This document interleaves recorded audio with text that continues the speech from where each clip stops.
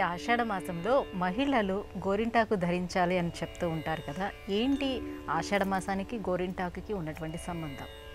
గోరింట పూచింది కొమ్మ లేకుండా, ఒక సినీ కవి చెప్పినట్లుగా ఆకుపచ్చగా ఉండే గోరింట అలా నూరి చేతికి పెడితే ఎర్రగా పండుతుంది.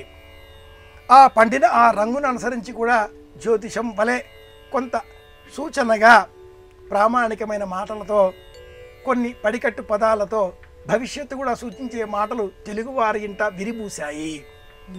అవన్నీ శకున శాస్త్రంగా పరిణమించాయి. ఏ రంగులో పూస్తే ఏ అర్థమో అనే మాటలు శకున శాస్త్రం ద్వారా కూడా చెప్పడం మనం గమనిస్తూ ఉంటాం. ఆషాఢ మాసం వర్ష ఋతువుకు సంబంధించిన మాసం.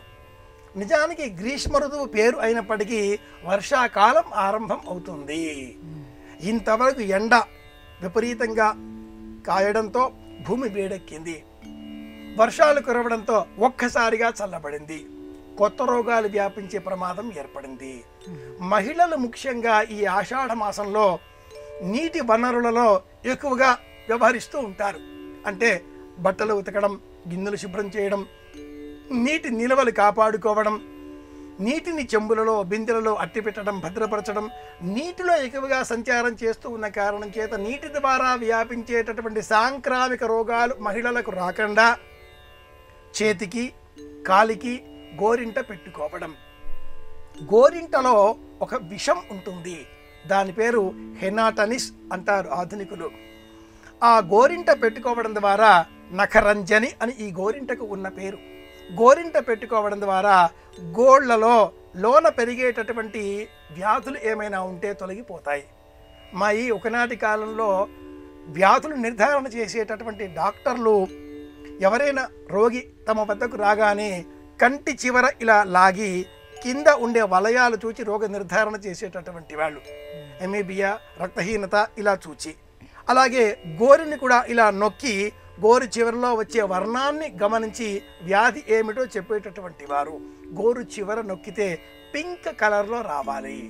అర్ధచంద్రవంక, చంద్రవంక, నిలువు గీతలు, పెడుసుగా ఉండే గోళ్ళు, ఇవన్నీ కూడా వ్యాధిని సూచించేవి.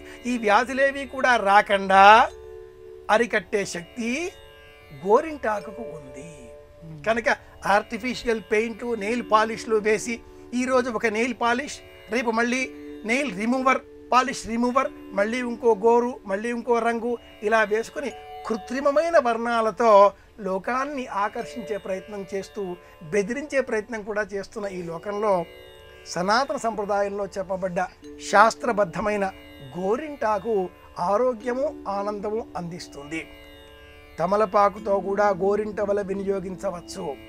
సున్నము, తమలపాకు రెండింటిని కొంచెం కాచు వేసి దంచి వాటిని కూడా గోరింట వలె అలంకరించుకున్నట్లయితే ఇది కూడా దీర్ఘకాలం మన్నిక కలిగి ఉంటుంది. శ్రావణ మాసంలో తమలపాకుతో గోరింట పెట్టుకోవాలి. ఆషాఢ మాసంలో గోరింట ఆకుతో గోరింట పెట్టుకోవాలి. ఇది శాస్త్రం.